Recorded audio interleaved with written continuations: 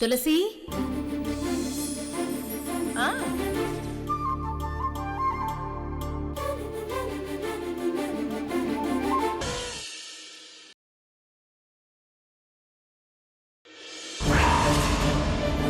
ఇంట్లో విషయాలన్నీ బయటికి లీక్ చేస్తుందని ఈశ్వర్ ముందు ఇరికించానని ఈ ఝాన్సీ విష్ణు ముందు నన్ను ఇరికించి నాతో ఈ క్లీనింగ్ పనులు, ఈ బట్టలు ఇస్త్రీ చేసే పనులు చేయించాలని చూస్తుందా?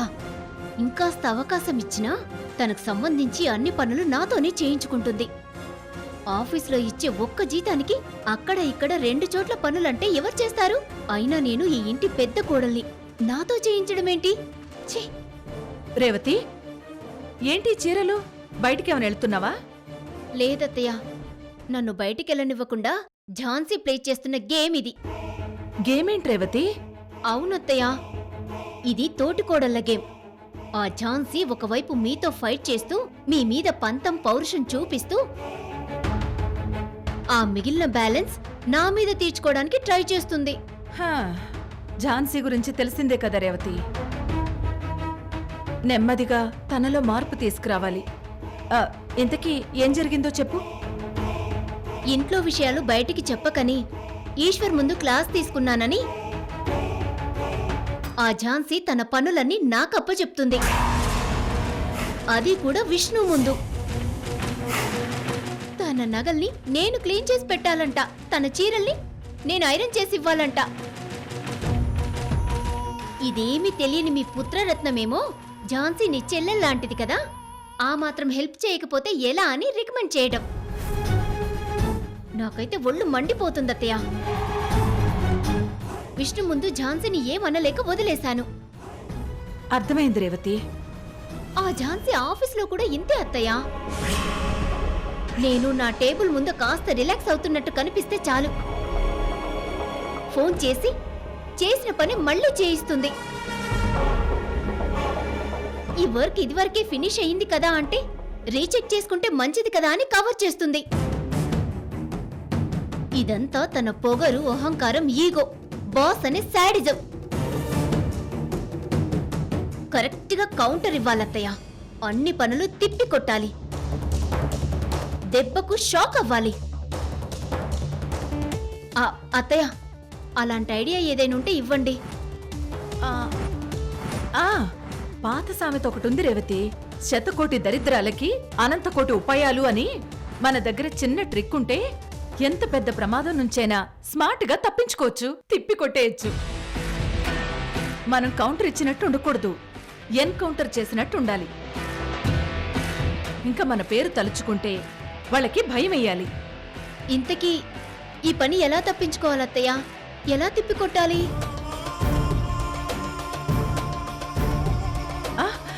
ఐడియా. అదేంటో చెప్పండి అత్తయ్య.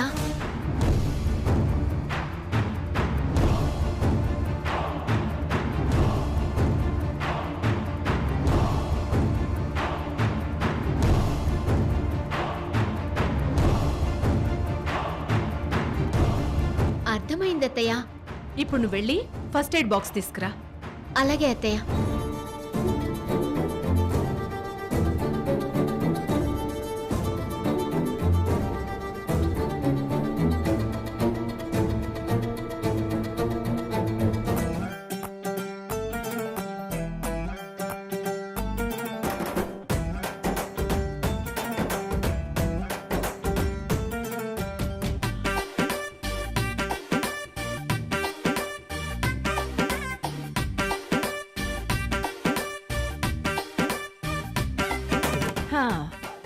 చెప్పింది అర్థమైంది కదా అత్తయ్య? మీ స్మార్ట్ ఐడియా అద్దరిపోయింది. ఇప్పుడు నువ్వు వెళ్ళి నీ స్టైల్లో నటించి ఝాన్సీ అప్పగించిన పనులన్నీ తిప్పికొట్టు. కౌంటర్ ఇచ్చేసేయ్. కౌంటర్ కాదత్తయ్య, మీరన్నట్టు ఇది ఎన్కౌంటర్. యుద్ధం మొదలయ్యింది. యుద్ధమా? యుద్ధాలవి వద్దమ్మా. మీరు అక్క చెల్లెళ్ళలా ఉంటే నాకది చాలు. అలాగే అత్తయ్య, మీరన్నట్టు అక్క చెల్లెల్లాగే ఉంటాం. చెప్తా ఝాన్సీ సంగతి. రేవతి, రేవతి, అదేంటి చెప్తానంటుందేంటి? అనవసరంగా నేనే ఐడియా ఇచ్చినట్టున్నాను. ఛ!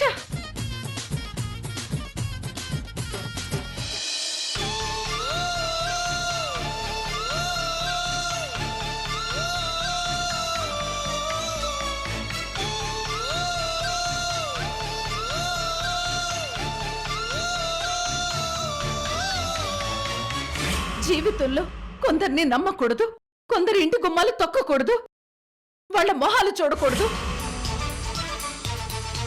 నువ్వు బతిమాలుకున్నా కాళ్ళు పట్టుకున్నా శాశ్వతంగా నువ్వు లక్ష్మిని మర్చిపోవాల్సిందే.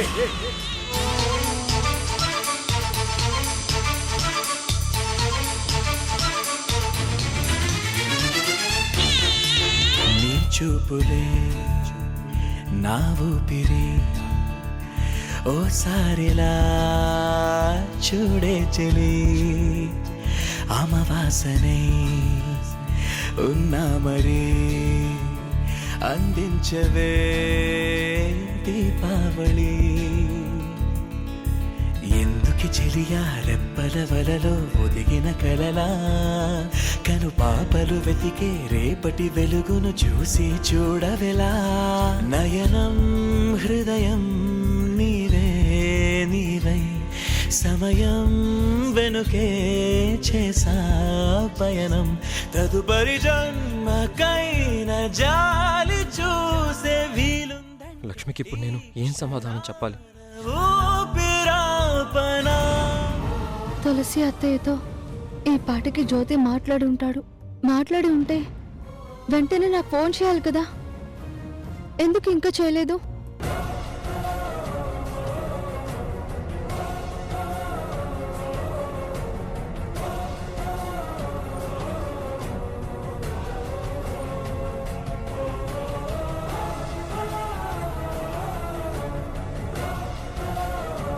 జ్యోతి చేయడం ఎందుకు, నేనే కాల్ చేసి తెలుసుకుంటాను.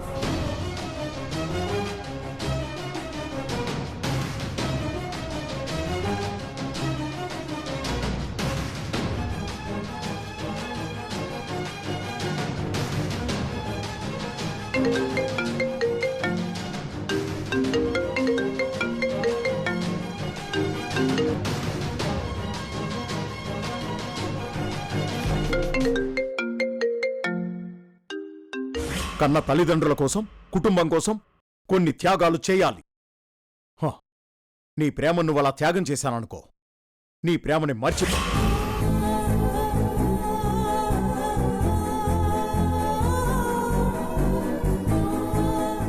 లక్ష్మి, ఫోన్ ఆన్సర్ చేసి నీతో నేను ఎలా మాట్లాడాలి? మా అమ్మ నాన్నలు మన ప్రేమ గురించి, పెళ్లి గురించి ఏమన్నారో నీతో ఎలా చెప్పాలి? చెప్పేంత ధైర్యం నాకు లేదు, విని తట్టుకునే ధైర్యం నీకు కూడా లేదు.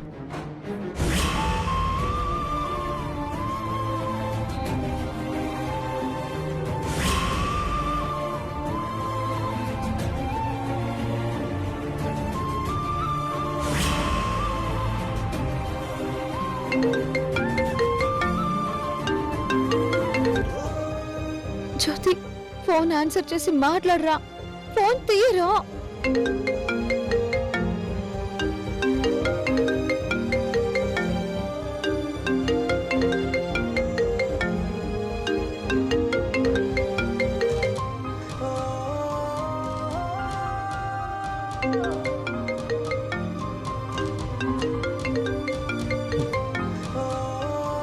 లక్ష్మి, నువ్వు మళ్ళీ మళ్ళీ కాల్ చేస్తుంటే నాకు చాలా గిల్టీగా ఉంది. మన పెద్దవాళ్ల వల్ల మనకిప్పుడు మంచి జరగదని మాత్రం అర్థమైపోయింది. మనిద్దరం ఇది భరించక తప్పదు.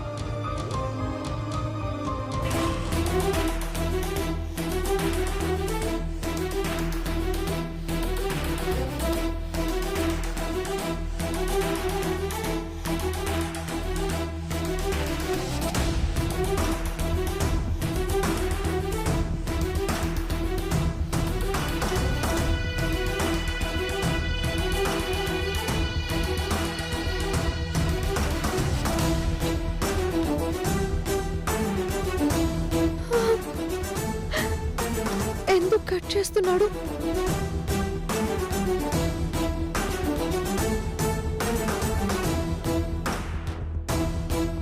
ఇప్పుడు కాకపోయినా తర్వాత నేను నీతో చెప్పాల్సిందే కదా. ఇప్పుడే చెప్పేస్తాను, ధైర్యంగా విను.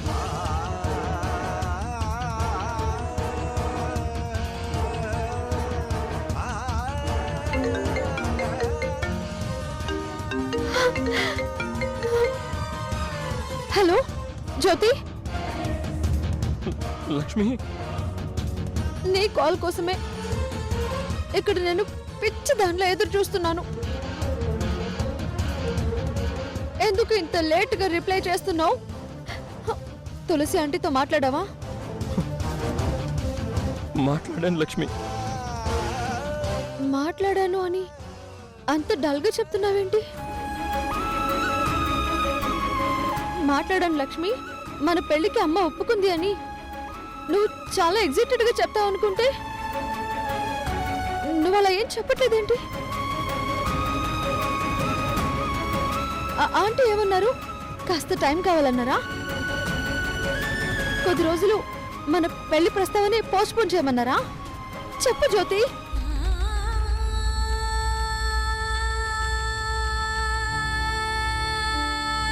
మాట్లాడవేంట్రా? ఆంటీ ఏమన్నారో చెప్పు. అంకుల్ ఏమన్నారు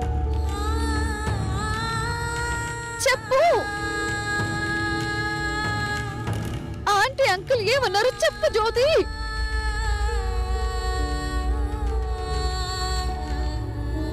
నిన్ను నిన్ను మర్చిపోమని చెప్పారు.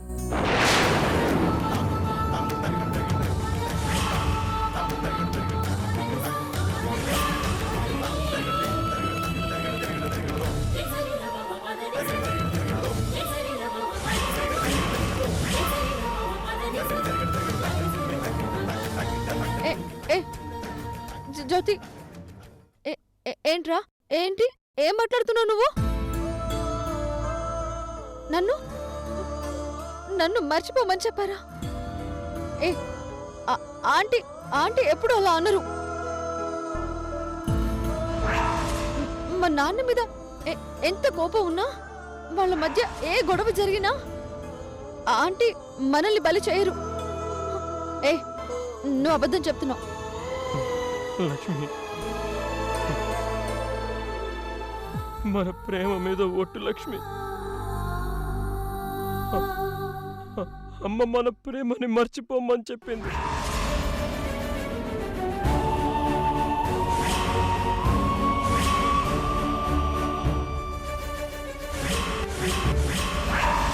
నేను సాయం కోరకుండానే నువ్వు నాకు అండగా నిలబడుతున్నావంటే నా దృష్టిలో నువ్వు కూడా అమ్మవారి అనుగ్రహమే. అందుకే అమ్మవారి ఇలా కలుపుతున్నారు. మా జ్యోతికి నువ్వే జోడి అనిపిస్తుంది.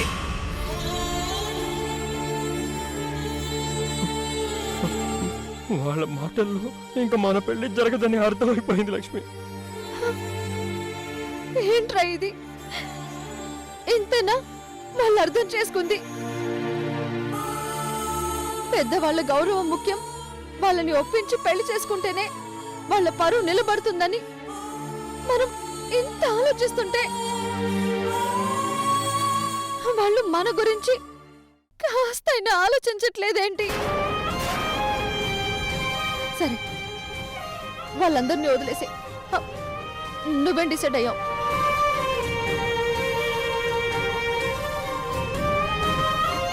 అర్థం కావడం లేదు లక్ష్మి. అమ్మని ఎదిరించేంత మనసు గాని, అలాంటి తెగింపు గాని, ధైర్యం గాని నాకు లేవు. అంటే మన ప్రేమను మర్చిపోవడానికి, నన్ను వదులుకోవడానికి సిద్ధపడ్డావు కదా? సమాధానం చెప్పరా? నన్ను వదులుకుంటున్నావా? మన ప్రేమకి ద్రోహం చేస్తున్నావా? రే జ్యోతి, ప్రేమిస్తే ప్రేమ కోసం నిలబడాలి, చచ్చేంత తెగింపు కూడా ఉండాలి. అంటే నువ్వన్న మాటలన్నీ విని మీ అమ్మని ఎలాగైనా ఒప్పిస్తావు. ఇప్పుడు నువ్వు ఇలా మాట తప్పి చేత కాని వాళ్ళ మాట్లాడుతున్నావు.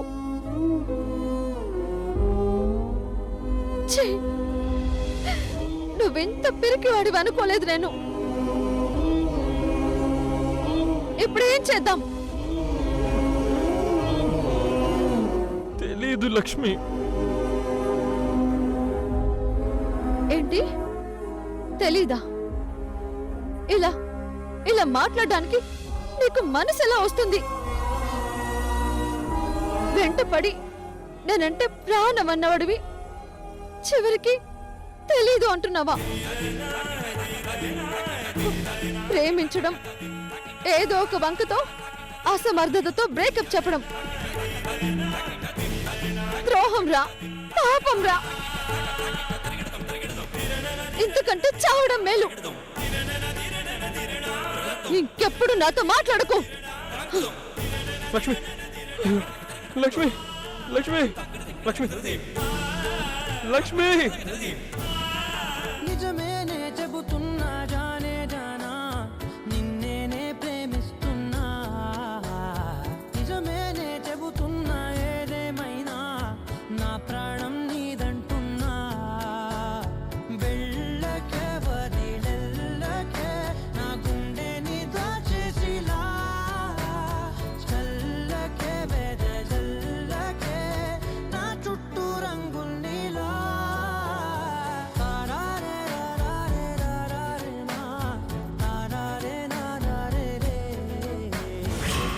జ్యోతి నా కోసమే వెతుకుతున్నట్టున్నాడు. అమ్మా, వీడు నాకు కరెక్ట్ పేరైతే వీడే నాకు రాసి పెట్టుంటే ఈ జుంక జ్యోతి కనిపిస్తుంది.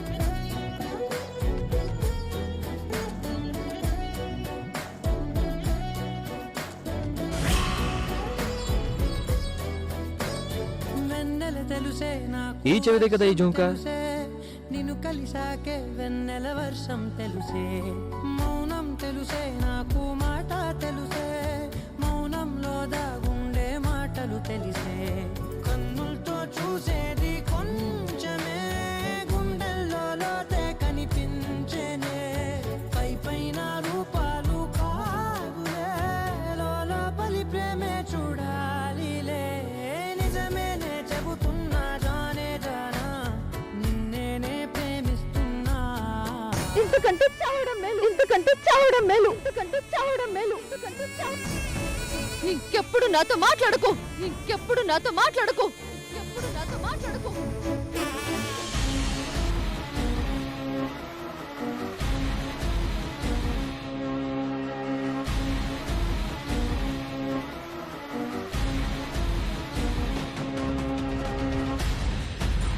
నాకేమో పని చెప్పి నువ్వేమో హ్యాపీగా రిలాక్స్ అవుతున్నావా? నువ్వు ఎంత స్వీట్గా నటించావో అంతకంటే నేను బాగా నటించగలను.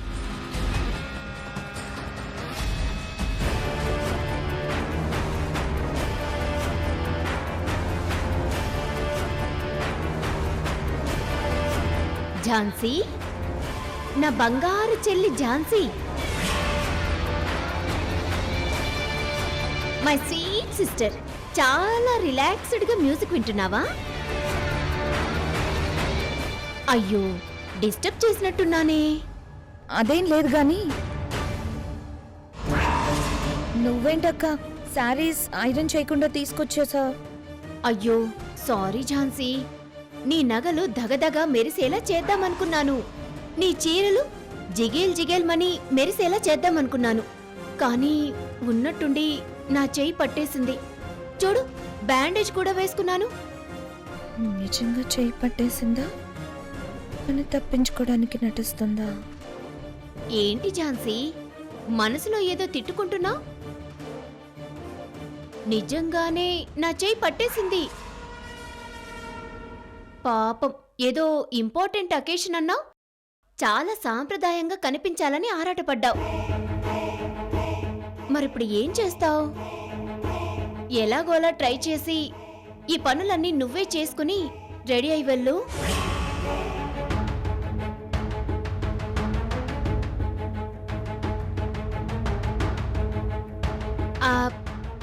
అన్నట్టు మరో ముఖ్యమైన విషయం. ఏంటది?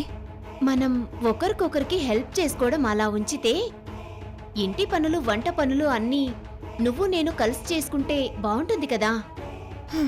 మనకి అంత టైం కుదరదులే అక్క.